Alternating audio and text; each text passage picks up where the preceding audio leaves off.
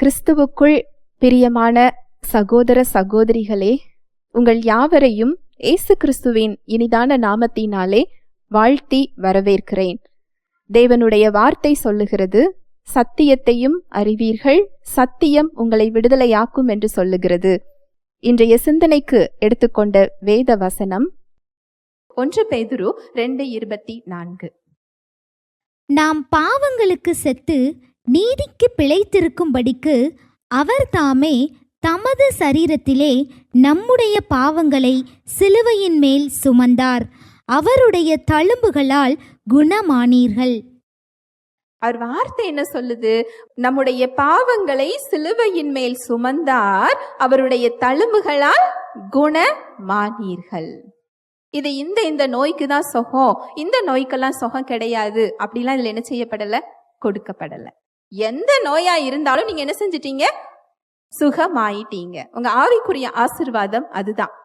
உங்க புதிய சிருஷ்டியில, புதிய ஆவியில நீங்க இயேசு கிறிஸ்துவை இரட்சகராக பெற்றிருந்தீங்கன்னு சொன்னா, உங்க புதிய ஆவியில இந்த சுகம் என்ன செய்யப்பட்டிருக்கு, கொடுக்கப்பட்டிருக்கு. உங்களுக்கு இந்த சுகத்தை பெற்றுக்கொள்ளக்கூடிய நிச்சயம் இருக்கிறதா? அவர் சுகமாக்கிட்டாரு.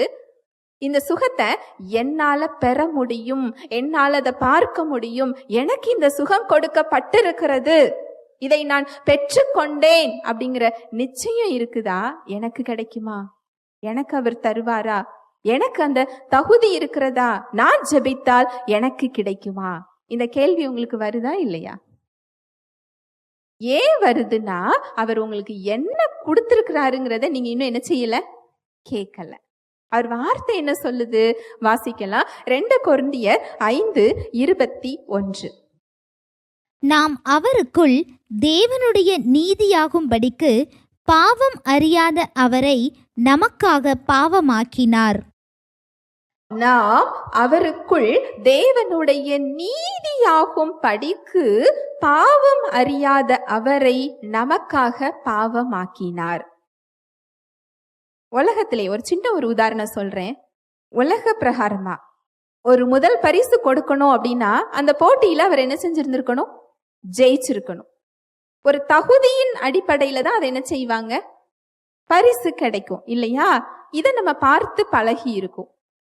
அதனாலதான் தேவனிடத்துல கேட்கும் போது, எனக்கு அந்த தகுதி இருக்கா, அவர் என் வாழ்க்கையில செயல்படுறதுக்கு எனக்கு தகுதி இருக்கா, இதை பெற்றுக்கொள்றதுக்கு எனக்கு தகுதி இருக்கா, என்னிடமெல்லாம் அவர் பேசுவாரா, என்னை அவர் நேசிக்கிறாரா, நான் பாவியாக இருக்கிறேனே அப்படின்னு சொல்லி உங்களுக்கு கேள்வி இருந்தா, நீங்க இன்னும் இந்த சத்தியத்தை என்ன செய்யல, கேட்கல.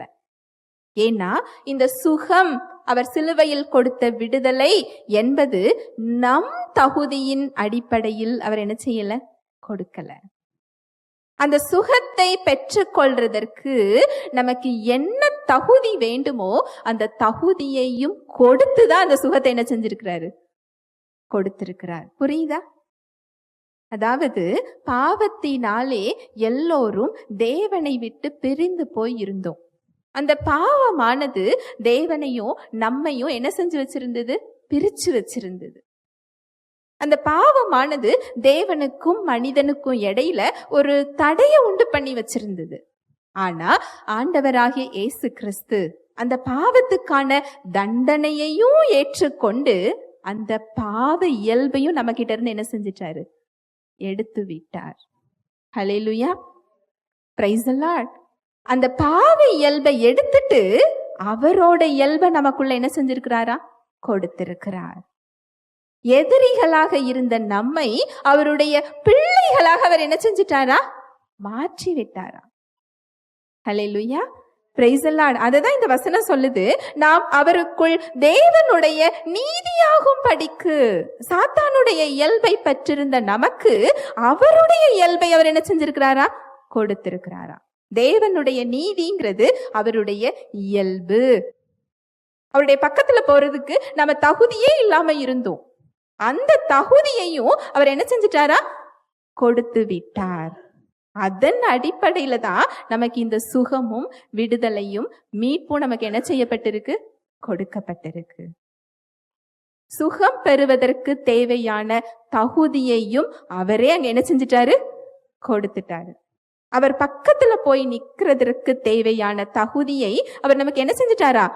கொடுத்துட்டாரு. இந்த நீதிங்கிறதோட அர்த்தம் அதுதான். உங்க சூழ்நிலைகள்ல என்ன பிரச்சனையா இருந்தாலும் நீங்க தைரியமா அதுல விடுதலைய, தேவ வல்லமையை பெற்றுக்கொள்வதற்கான தகுதியை அவர் சிலுவையில் உங்களுக்கு கொடுத்திருக்கிறார். என்னால பெற முடியுமா? எனக்கு கிடைக்குமா? என் வாழ்க்கையில தேவன் செயல்படுவாரா? என்னை அவருக்கு பிடிக்குமா? இதெல்லாம் ஏன் வருதுன்னா, இன்னும் அவர் எனக்கு என்ன கொடுத்திருக்கிறார், கிறிஸ்துவுக்குள்ள அவர் என்னை எப்படி பார்க்கிறார் அப்படிங்கிற சத்தியத்தை நீங்க இன்னும் என்ன செய்யல?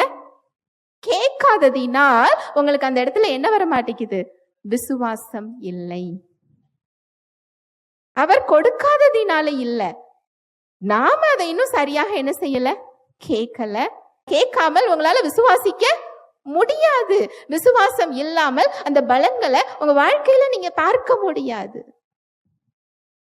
என்ன தேவையோ எல்லாம் கொடுக்கப்பட்டிருக்கிறது. ரட்சிப்பில் எல்லாமே இருக்குது. அதை திறக்கணும், அந்த கிருபையை நீங்க திறக்கணும்னா அதற்குரிய சாவிதான் விசுவாசம். ரொம்ப கடினமான செயலே இல்ல. அவர் என்ன செஞ்சிருக்கிறாருங்கிறத நீங்க கேட்டீங்கனாலே உங்களுக்கு அந்த விசுவாசம் என்ன செஞ்சிரும்? வந்துரும். நாம கேட்கறது பாரம்பரியத்தை என்ன செஞ்சுக்கிட்டு இருக்கிறோம்? கேட்டுக்கிட்டு இருக்கிறோம். தவறான நம்பிக்கைகளையும் மனுஷ நம்பிக்கைகளையும் உலக பழக்க வழக்கத்தை என்ன செஞ்சுக்கிட்டு இருக்கிறோம்? கேட்டுக்கிட்டு இருக்கிறோம். உங்களுக்கு மனிதர்களோட நம்பிக்கை உங்களுக்கு விடுதலையை கொடுக்காது. நான் தேவனை பற்றி எப்படினாலும் நம்பலாம், அது ஏன் நம்பிக்கை? ஏன் நம்பிக்கை உங்களுக்கு விடுதலை என்ன செய்யாது? கொடுக்காது. நான் பேசுவது சத்தியமாக இருந்தால் மட்டுமே அது உங்களுக்கு என்ன செய்யும்? விடுதலையை கொடுக்கும். நான் சொல்றது புரியுதா? எனக்கு தனிப்பட்ட முறையில் தேவனிடத்தில் எப்படினாலும் நம்பிக்கை இருக்கலாம். அது ஏன் நம்பிக்கை? ஏன் நம்பிக்கை உங்களுக்கு என்ன செய்யாது? விடுதலையை கொடுக்காது. நான் சத்தியத்தை சொன்னா அந்த சத்தியம் தான் உங்களுக்கு என்ன செய்யும்? விடுதலையை கொடுக்கும். அப்போ நீங்க எதை கேக்குறீங்க? மனிதர்களுடைய நம்பிக்கையை கேக்குறீங்களா? சத்தியத்தை கேக்குறீங்களா? கேக்குறதுல எப்படி இருக்கணுமா?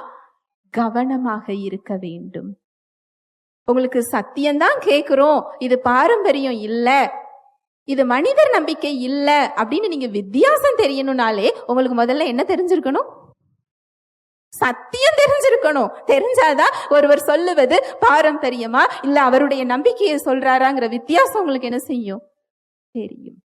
கேட்கிறதில் கவனமாக இருங்கள்.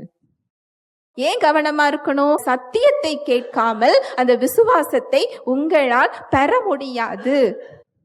ஒரு விஷயத்தை நீங்க தெரியாம எப்படி விசுவாசிப்பீங்க? விசுவாசிக்காமல் அந்த ரட்சிப்பின் பலனுக்குள்ள உங்களால என்ன செய்ய முடியாது? போக முடியாது. அவர் எல்லாமே கொடுத்திருக்கிறார். நீங்க என்ன பிரச்சனையில நிக்கிறீங்களோ அந்த பிரச்சனைக்கான விடுதலை நீங்க பிறக்கிறதற்கு முன்னால் 2000 வருடங்களுக்கு முன்னால் சிலுவையில் கொடுக்கப்பட்டாயிற்று. ஹல்லேலூயா, பிரைஸ் தி லார்ட். எப்படி கேட்கணும்? முழு இருதயத்தோடு கேட்கணும். பாதியா இல்ல, விட்டு விட்டு கேட்கறது இல்ல, தொடர்ச்சியாக உறுதியாக கேட்க வேண்டும். கவனமாக கேட்கணும். முக்கியத்துவம் கொடுத்து அந்த வார்த்தையை என்ன செய்யணும்? கேட்க வேண்டும். ஹல்லேலூயா, பிரைஸ் தி லார்ட். இதுக்கு நிறைய உதாரணங்கள் இருக்கு. உங்ககிட்ட இருக்கிற நோய்க்கு மருந்து இருக்கு, ஆனா அவர் இந்த நாட்டுல இல்ல இன்னொரு நாட்டுல இருக்கிறாருன்னா எப்படியாவது அங்க போகணும்னு நினைப்போமா? நினைக்க மாட்டோமா? என்ன செலவு செஞ்சாது அந்த இடத்துக்கு போயிடணும், அந்த மருந்தை வாங்கணும்னு நினைப்போமா? நினைக்க மாட்டோமா? நினைப்போம் இல்லையா? அப்போ சத்தியத்துல விடுதலை இருக்கு அப்படின்னா அந்த சத்தியத்தை கேட்கறதற்கு போறதுக்கு மட்டும் ஏன் நேரம் இல்லைன்னு சொல்றோம்? கொஞ்சம் தூரமா இருக்கு, என்னால வர முடியல, அந்த நேரம் தான் எனக்கு வேற வேலை இருக்குது, வர முடியல, நான் உட்கார்ந்து கேட்கணும்னு நினைக்கிறேன், சொந்தக்காரங்க வந்துட்டாங்க. நம்ம டாக்டர்கிட்ட மருந்து வாங்க போறதுக்கு இந்த காரணத்தை சொல்ல மாட்டோமே. லீவு போட்டனால என்ன செஞ்சிருவோம்? அப்போ முக்கியத்துவம் எதுக்கு கொடுக்கிறோம்? உலகத்திற்கு. அதனாலதான் அதை பார்க்காமல் இருக்கிறோம். ஹல்லேலூயா, பிரைஸ் தி லார்ட். சத்தியம் கேட்கிறதற்கு நீங்கள் எவ்வளவு கஷ்டப்பட்டாலும் பரவாயில்லை, எவ்வளவு தூரம் நீங்க போய் வந்து நீங்க கேட்டாலும் பரவாயில்லை. அது உங்க வாழ்க்கையில விடுதலையை கொடுக்குன்னா அதுக்கு முக்கியத்துவம் நீங்க என்னதான் செய்யணும்? கொடுக்கதான் செய்யணும். நீங்க கொடுத்தால்தான் அந்த ஜீவனை நீங்க அங்க என்ன செய்ய முடியும்? பெற்றுக்கொள்ள முடியும். ஹல்லேலூயா. Praise the lord. பரிசுத்த ஆவியானவர் தாமே தேவ வார்த்தையோடு கூட உங்கள் யாவரோடும் இடைப்பட்டார் என்பதை விசுவாசிக்கிறேன். தேவ வார்த்தையில் சொல்லப்பட்ட சத்தியத்தின்படி சிந்திக்க, செயல்பட இன்று நாம் தீர்மானம் எடுப்போம். தேவனுடைய கிருபையும் சமாதானமும் உங்கள் அனைவரோடும் கூட என்றைக்கும் இருப்பதாக.